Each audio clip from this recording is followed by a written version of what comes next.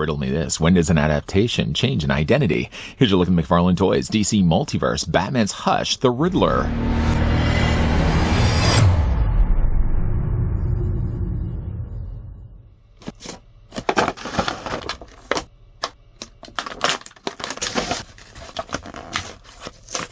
The Riddler is a conflicted criminal. His dreams of wealth and prosperity are often at odds with his love of finding worthy competitor, namely the Batman, to challenge to a game of mental and physical gymnastics. Luckily for me, I didn't have to solve any perplexing puzzles to get my hands on the Riddler. Batman's Hush Riddler I bought directly from Popeye the Toyman, who, come to think of it now, could be the Riddler himself. It was odd, though, that he was giving all his directions in rhyme. When is a riddle like a roadmap? Come on, man, just tell me where I need to meet you. We're going to meet this guy right in the middle, using the tape measure, just to see how tall the figure's going to stand. And unless the tape measure is giving us puzzles as well, if I'm reading this correctly, the figure's going to stand at 7 inches in height, working out to be a figure that's 18 centimeters tall. When is a figure like a copywriting carpenter? Well, when he's using the same build. Here's what the Riddler looks like, though, with the Joker from the Three Jokers line, who essentially, though, is using the exact same body as Edward Nygma, short of maybe the fact that he's using a different tie. This same body has been used countless times. I'm not going to bring in all the times that has happened. But as another example, though, I'm also going to bring in the Court of the Owls.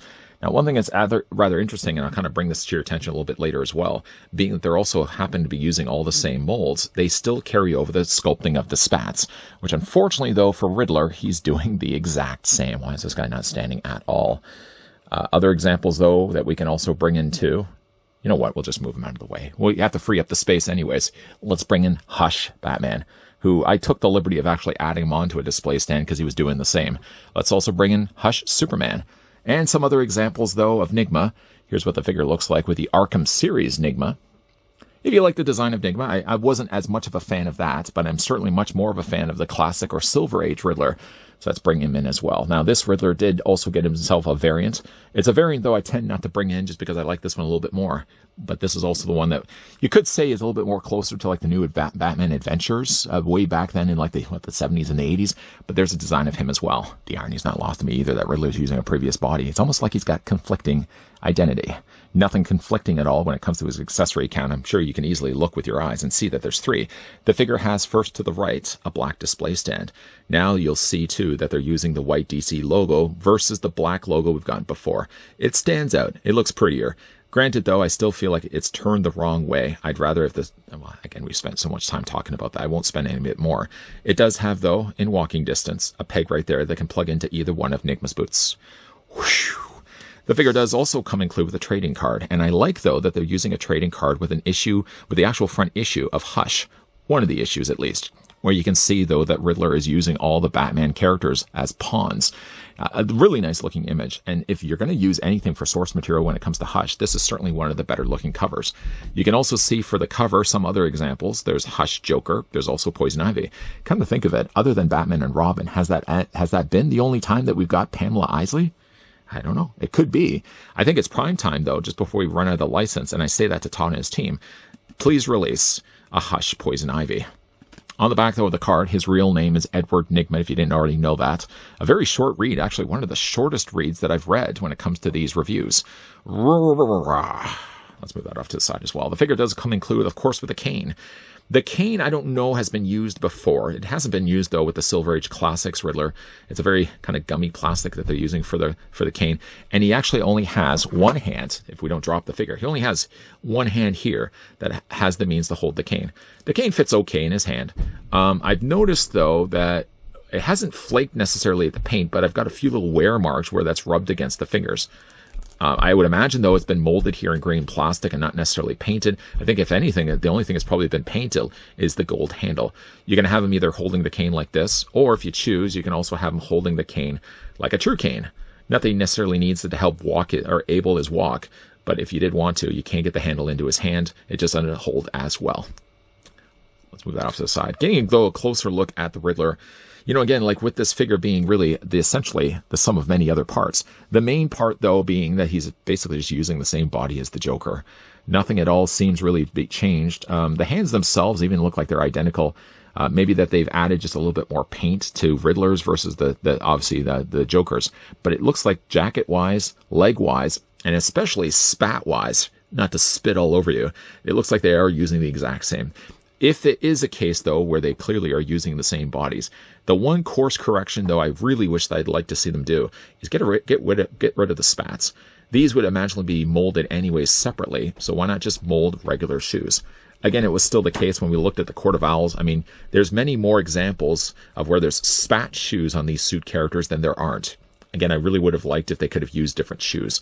Other than that, the obvious noticing of the spats, I think overall the sculpting of this figure, it makes the most sense, obviously, to use a body like this. Now, when I did say conflicting identity, depending on, though, which fandom you follow when it comes to Hush. Hush in the comics also, I mean, Hush was played, or a real name of Hush was Timmy Elliott. However, though, if you watch the animated version of Hush, it's actually, though, to be revealed that it was an alter ego of Edward Nygma. Interesting. So again, like, it does make some sense, though, that, you know, again, he's using a body from before. He doesn't quite know who he is by now. And he clearly doesn't know what body he wants to use either. The thing about the jacket, though, is the jacket is softer plastic. So it does give a little bit of mobility when it comes to the figures. He's not locked necessarily in for the fact that because he does have the suit, you can't do much movement with him. I know we'll kind of spend more time talking about the articulation in a second. First thing, I guess backing it a bit, the figure does have a pretty good looking head sculpt. Now, they could have gone maybe the route of giving it a sinister smile, but I mean, again, like, it's really hard giving expressions to figures because it's always locking them in like that when you have them on the shelf. He has at least, though, a very cocky smirk. And I think that works really well for the character.